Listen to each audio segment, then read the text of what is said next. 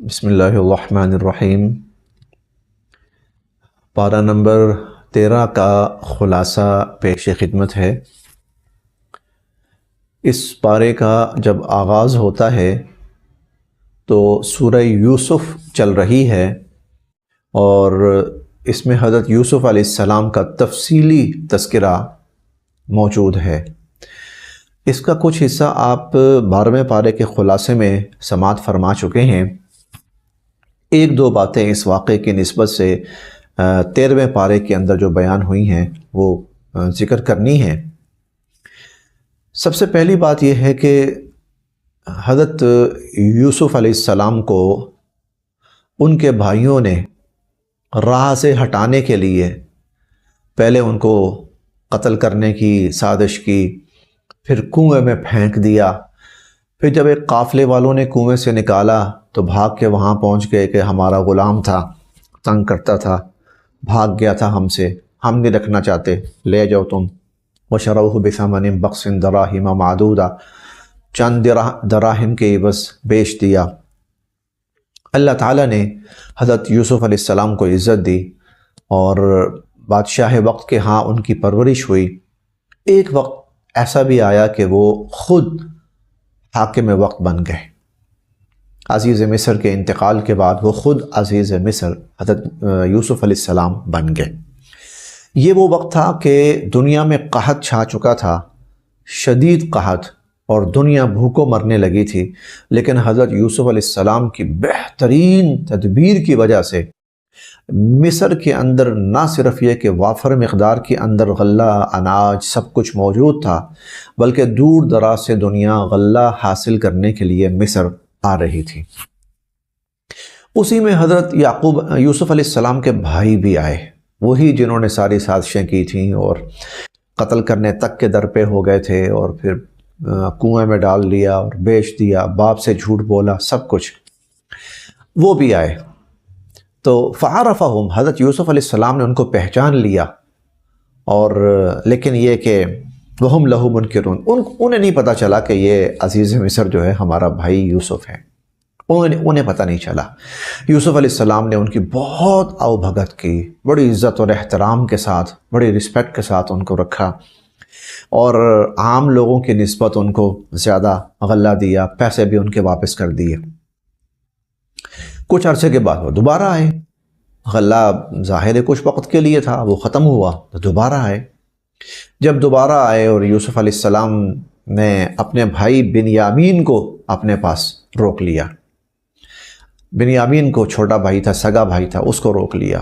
اب وہ بڑے پریشان ہوئے، کسی طرح بھائی کو چھڑوائے ہیں، لیکن چھڑوانے کی تدبیر کوئی نہیں تھی۔ بالآخر یوسف علیہ السلام کے پاس آئے اور آ کر رو پڑے، جئنا ببضاعۃ مزجاۃ فاوف لنا الکیل وتصدق علینا۔ ہائے ہائے، قرآن سمجھنے والا یا عربی زبان سے تھوڑا سا لگاؤ رکھنے والا ان الفاظ میں جو درد ہے نا وہ سمجھ سکتا ہے۔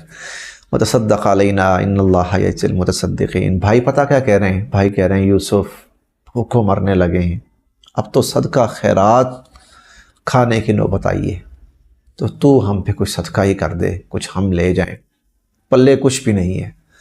4 سکے لے کے آئے تھے وہ دے دیے۔ یوسف علیہ السلام کا دل بڑا پسیج گیا، اب سوچنے لگے کہ نہیں، اب وقت آ گیا ہے میں اپنے آپ کو ظاہر کروں۔ تو بڑے عجیب انداز میں کہنے لگے کہ حل علمتم ما فعلتم بیوسف، ہاں جی یاد ہے یوسف کے ساتھ کیا کیا تھا؟ یاد ہے تمہیں؟ پتہ ہے یوسف کے ساتھ کیا کیا تھا؟ یوسف کا تذکرہ یہاں پہ کہاں پہ آ گیا؟ بھائی حیرت سے دیکھنے لگے۔ بہت سوچ و پچار کے بعد ایک ہی بات ذہن میں آتی تھی کہ یوسف کے ساتھ جو کچھ بھی ہوا وہ صرف یوسف جانتے ہیں، یا ہم بھائی جانتے ہیں یا پھر یوسف جانتا ہے، تو پھر یہی تو کہیں یوسف نہیں ہے۔ تو کہنے لگے کہ انت یوسف، آپ تو نہیں کہیں یوسف؟ حضرت یوسف علیہ السلام فرمانے لگے ہاں انا یوسف، ہاں میں ہی یوسف ہوں، وہذا اخی، اور یہ میرا بھائی بنیامین۔ خیر اس کے بعد پھر جو ان کے ملنے کے منظر ہوں گے اور پھر جو کچھ ہوگا وہ تو خیر اپنی جگہ قرآن نے اتنی تفصیل سے اس کو بیان نہیں کیا، وہ سوچ سمجھ لینے والی چیزیں ہیں۔ یہاں اس سارے منظر کے اندر دو چیزیں بڑی واضح ہیں، وہی ہم نے سمجھنی ہے اور اس میں ہمارے لیے بڑا سبق ہے، پیغام ہے۔ ایک تو یہ ہے کہ حضرت یوسف علیہ السلام نے جو رشتہ داری کا ایک لحاظ ہوتا ہے نا، اس کا بڑا خیال رکھا۔ یہ نہیں کیا کہ بھائیوں نے کل میرے ساتھ کیا تھا تو دفع ہوں مریں، مجھے کیا ہے، جیسے ہم کرتے ہیں۔ نہیں، یوسف علیہ السلام نے اس میں سے کوئی عمل نہیں کیا، کوئی حرکت نہیں کی، طاقت ملنے کے باوجود اخلاق کا دامن نہیں چھوڑا، طاقت کے باوجود اخلاق کا دامن نہیں چھوڑا۔ اور دوسری طرف جو بھائی تھے ان کے ساتھ جو رشتہ تھا، جو صلہ رحمی تھی، اس کو یوسف علیہ السلام نے کمال درجے پر پورا کیا۔ بھائیوں نے کہا وَإِن كُنَّا لَخَاطِئِينَ، اے یوسف ہم نے بڑا غلط کیا ہے، ہم سے بڑی غلطی ہوئی ہے، ہم نے تمہارے ساتھ بہت برا کیا۔ یوسف علیہ السلام فرمانے لگے لا تثریب علیکم اليوم، نہیں، میں تمہیں کوئی سزا وغیرہ قطعا نہیں دینے لگا۔ یغفر اللہ، اللہ پاک ہمیں بخش دیں۔ یغفر اللہ لکم وہو ارحم الراحمین، نہیں، کوئی لڑائی نہیں ہے، کوئی جھگڑا نہیں ہے، کوئی بدلہ نہیں ہے، کوئی طعنہ نہیں ہے، کوئی طنز نہیں ہے، بلکہ اس سے ذرا آگے آپ چلیں کہ جب یوسف علیہ السلام نے کہا کہ والد صاحب کو لے کر آؤ، بھائیوں گھر والے جو باقی خواتین ہیں، والدہ ہیں، بھائی ہیں، سب آؤ میرے پاس آؤ، ادھر ہم اکٹھے رہیں گے۔ سب آئے، والد صاحب بھی آ گئے، والدہ بھی آ گئیں، وہ جو سجدے والا سین تھا وہ بھی ہوا، تو بیٹھ کر آپس میں ایک دن سارے باتیں کر رہے تھے۔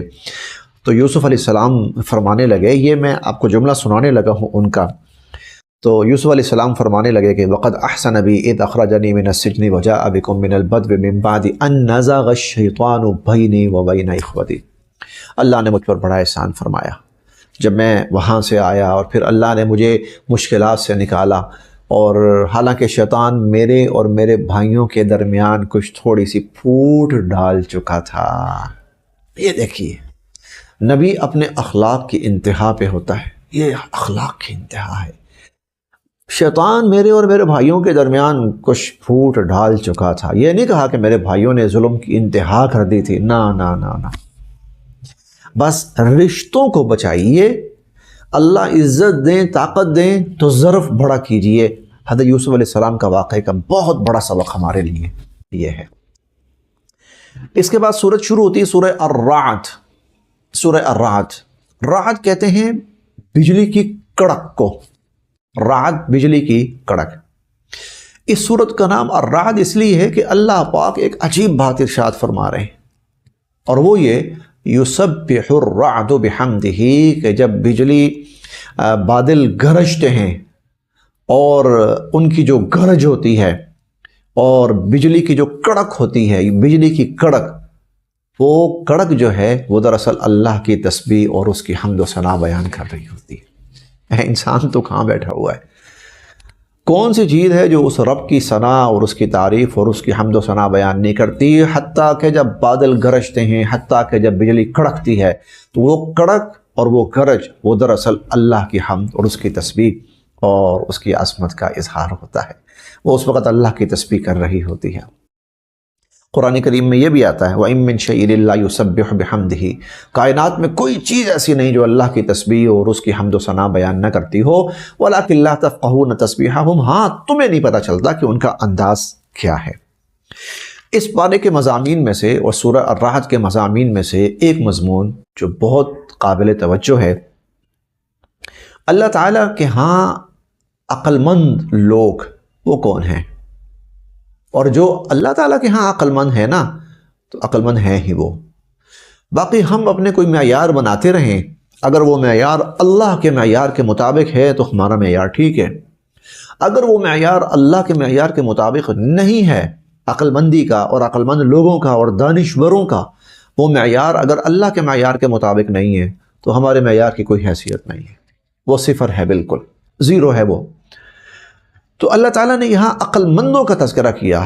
عقل مند جو ہیں وہ قرآن سے نصیحت حاصل کرتے ہیں، عقل مند کون ہے؟ آئیے جی 9 صفات بیان فرمائی ہیں، گنتے جائیے۔ الذین یوفون بعہد اللہ، نمبر 1 کہ وہ اللہ سے جو کیے ہوئے عہد ہیں ان کو پورا کرتے ہیں۔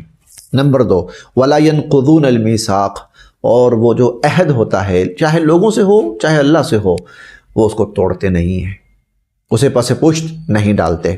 2 نمبر 3 والذین یصلون ما امر اللہ بہ ان یوصل، اللہ نے جو رشتے جوڑے ہیں نا وہ ان رشتوں کو جوڑ کے رکھتے ہیں، انہیں اور مضبوط کرتے ہیں۔ 3 نمبر 4 ویخشون ربہم، ہمہ وقت اللہ سے ڈرتے رہتے ہیں۔ ویخافون سوء الحساب، اپنے آخرت کے برے انجام سے خاص طور پر وہ ہر وقت لرزیدہ رہتے ہیں، خوف میں رہتے ہیں، ڈر میں رہتے ہیں کہیں ہمارا آخرت کا انجام برا نہ ہو۔ 5 ہو گئی۔ نمبر 6 والذین صبروا ابتغاء وجہ ربہم، مشکلات آئیں تو وہ صبر کرتے ہیں۔ صبر کیوں کرتے ہیں؟ کیونکہ اس صبر کے اوپر اللہ کی رضا حاصل ہوگی۔ صبر ابتغاء وجہ ربہم واقاموا الصلاۃ، نمبر 7 نماز قائم کرتے ہیں۔ وانفقوا مما رزقناہم سرا وعلانیہ، اللہ نے جو دیا ہے اس میں سے خرچ کرتے ہیں، خفیہ طور پر بھی کرتے ہیں، اعلانیہ طور پر بھی کرتے ہیں۔ 8 نمبر 2 وَيَدْرَؤُونَ بِالْحَسَنَاتِ السَّيِّئَةِ، اگر ان کے ساتھ کوئی برا کر جائے تو وہ اس کے ساتھ برے کے جواب میں برا نہیں کرتے بلکہ اچھا کرتے ہیں، برے کے جواب میں برائی کا جواب اچھائی سے دیتے ہیں۔ کیا ملے گا ان کو؟ یہ ان کی عقل مندی یا یہ دانشوری، کیا ان کو کوئی فائدہ ملے گا ان چیزوں سے؟ ہاں بہت بڑا فائدہ۔ کیا؟ اولئک لہم عقبی الدار، جنت ان لوگوں کے لیے ہے، جنات عدن، ہمیشہ کی جنتیں، یدخلونہا، داخل ہوں گے، ومن صلح من آبائہم وازواجہم وذریاتہم، بلکہ ان کے آباء و اجداد میں سے اور ان کے جوڑوں میں سے، جوڑے سے مراد عورت ہے تو مرد جوڑا ہے، مرد ہے تو اس کا خاوند بیوی اس کا جوڑا ہے، میاں بیوی، اور وذریاتہم، اور ان کی اولادیں، اللہ ان کو بھی جنت میں داخل فرمائیں گے۔ ومن صلح من آبائہم وازواجہم وذریاتہم والملائکۃ یدخلون علیہم من کل باب سلام علیکم بما صبرتم، اور پتہ کیا ہوگا؟ فرشتے ہر طرف سے نکل کے آئیں گے، ان کو سلام کریں گے، تم پر سلامتی ہو، بما صبرتم، کیونکہ تم دین پر قائم رہے، فنعم عقبی الدار، کیا ہی اچھا انجام ہے، کیا ہی اچھا انجام۔ عقل مند۔ ساتھ ہی اللہ تعالیٰ نے وہ لوگ جو برے انجام سے دوچار ہوں گے ان کی صفات بیان کر دی تاکہ ہم وہ نہ کریں کہیں۔ والذین ینقضون عہد اللہ من بعد میثاقہ، کمٹمنٹ کی، وعدہ کیا توڑ دیا، وعدہ کیا توڑ دیا۔ 1 وَيَقْطَعُونَ مَا أَمَرَ اللَّهُ بِهِ أَن يُوصَلَ، رشتہ داروں کے ساتھ بنا کے نہیں رکھنی، بلکہ رشتہ داروں سے تعلق و رشتہ ناتا کاٹتے ہیں اور توڑتے ہیں، رشتہ داریاں ختم کرتے ہیں۔ اور وَيُفْسِدُونَ فِي الْأَرْضِ، زمین میں فساد برپا کرتے ہیں، ان کے لیے کیا ہے؟ اولئک لہم اللعنہ، ان کے لیے اللہ کی طرف سے صرف لعنت ہے، وَلَهُمْ سُوءُ الدَّارِ، اور ان کے لیے جہنم ہی جہنم ہے آخرت کے اندر۔ تو اللہ پاک نے عقل مندوں کا تذکرہ کیا، ان کا انجام، اور جو ان کے برعکس ہیں بے وقوف، احمق، جاہل، ان کی صفات بھی بیان کی اور ان کا انجام بھی بیان کیا۔ یہ اچھا انجام اللہ ہم سب کو نصیب فرمائے، اور اس برے انجام سے اللہ پاک ہم سب کی حفاظت فرمائے۔ اس پارے کے مضامین میں سے ایک مضمون اللہ تعالیٰ ایک سنت کا تذکرہ فرما رہے ہیں جو تمام انبیاء علیہم السلام کی مشترکہ سنت ہے، یعنی یہ وہ چیز ہے جو تمام نبیوں نے اپنائی ہے، انبیاء علیہم السلام نے اس کو اپنایا ہے، اور وہ کیا ہے؟ وہ نکاح ہے۔ تقریباً تمام انبیاء علیہم السلام نکاح کے رشتے میں منسلک ہوئے ہیں۔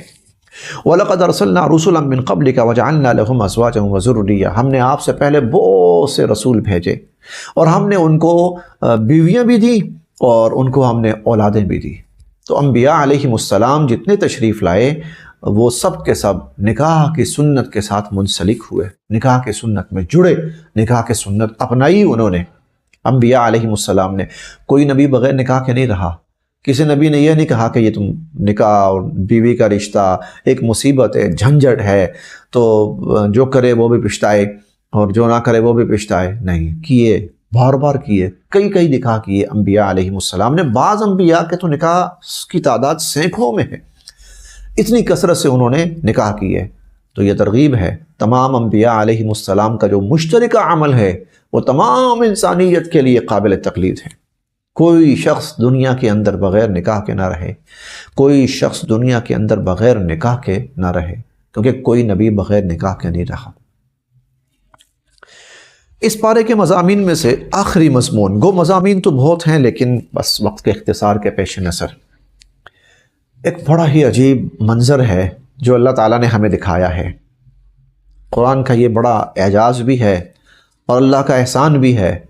کل آخرت میں کیا ہونا ہے، کس کو جوتیاں پڑنی ہیں، کس پہ لعنت پڑنی ہے، سب بالکل واضح تصویر کے ساتھ دکھا دیا، بڑا واضح منظر۔ یہاں پر ایک منظر بیان کیا اللہ تعالیٰ نے، اور وہ منظر ہے بنیادی طور پر جہنم کا۔ اور یہ وہ وقت ہے کہ فیصلے ہو چکے ہیں، جنتی جنت میں اور جہنمی جہنم میں۔ اب جہنمی جب جہنم میں گئے ہیں تو شیطان بھی ساتھ ہے، شیطان سامنے آیا ہے تو سب کچھ کھل گیا ہے کہ وہ ہمیں جو برائی، گناہ، کفر، نفاق اور ان تمام کاموں کی طرف راغب کرنے والا سب سے بڑا مجرم تو یہ ہے، یہ آ گیا ہمارے سامنے۔ وہ کہیں گے یا اللہ جو سزا دینی ہے، جو عذاب دینا اس کو دیجئے، اس نے ہمیں گمراہ کیا، اس نے برباد کیا، اس نے ہمیں آپ کی نافرمانی پہ آمادہ کیا، اس نے ہمیں رسولوں کے راستے سے ہٹایا، اس کو دیجئے۔ تب شیطان آگے سے کچھ کہے گا۔ کیا کہے گا؟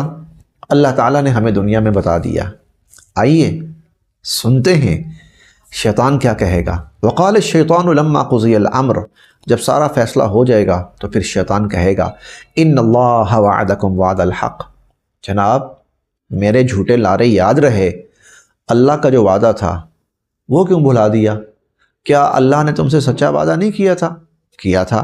ووعدتکم، ایک لارے میں نے بھی لگائے تھے، فاخلفتکم، میں نے تمہیں پیچھے لگا لیا اور تم میرے پیچھے لگ گئے۔ وما کان لی علیکم من سلطان، میں نے تم پر کوئی زبردستی نہیں کی تھی، میں نے تمہیں گریبان سے پکڑا نہیں تھا۔ الا ان دعوتکم، میں نے تمہیں بھلایا، فاستجبتم لی، تم میرے بلانے پر بھاگے آئے۔ اللہ بھی تمہیں بلا رہے تھے نیکی کی طرف، میں تمہیں بلا رہا تھا برائی کی طرف۔ تم نیکی چھوڑ کر برائی کی طرف آئے، تم تقوی چھوڑ کر خواہشات نفسانی کی طرف آئے، تم اللہ کی عبادت چھوڑ کر میری مرضی پہ چلے۔ میں نے تو زبردستی تو نہیں کی تھی، بس کچھ خوشنما اشتہار دکھائے، ہاں کچھ خوشنما نعرے دیے، اور تمہیں وہی چاہیے تھا نا، بھاگے ہیں میرے پیچھے۔ وما کان لی علیکم من سلطان، کوئی زبردستی نہیں کی تھی میں نے، الا ان دعوتکم، بس تمہیں بلایا، فاستجبتم لی، تم بھاگے آئے میرے پیچھے۔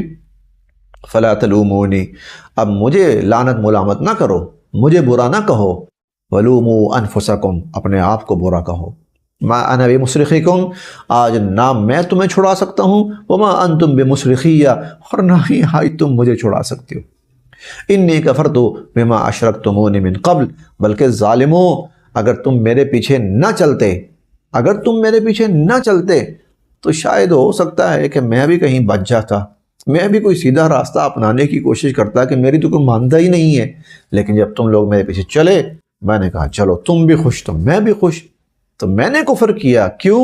اس لیے کہ تم نے مجھے خدا کا شریک بنایا تھا۔ ان الظالمین لہم عذاب علیم، تو پھر جو ظالم ہوتے ہیں نا ان کے لیے پھر ایسی ہی دردناک سزا ہے۔ ہاں، یہیں پر اپنا آج کا خلاصہ 13ویں پارے کا اسے مکمل کرتے ہیں۔ اللہ تعالی ہم سب کے لیے عمل کی راہیں آسان فرمائے۔